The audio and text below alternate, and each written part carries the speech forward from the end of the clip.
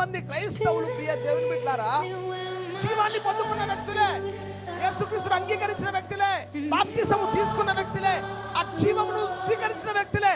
కానీ వారి జీవితాలలో ఆ జీవము ప్రత్యక్షపరచబడడం లేదు, ఆ జీవము పని చేయట్లేదు. అందుకే పౌలు అంటున్నాడు, ఏం తెలుసా, ఆ పత్రిక 4వ అధ్యాయంలో ఆ జీవము మాలో పని చేయడానికి, ప్రత్యక్షం కావడానికి మేము అనుదినము మరణానికి అప్పచెప్పబడుతున్నాము.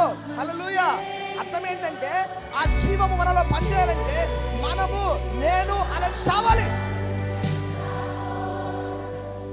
అర్థం చేసుకోండి, మనము నేను అనేది చావాలి, మనము చావాలి, క్రీస్తు జీవం మనలో ప్రత్యక్షము కావాలి. అది దేవుని చిత్తము. హల్లెలూయా. అందుకోసమే the life of God wants to dominate your life. ఆ జీవము నీ జీవితాన్ని డామినేట్ చేయాలి.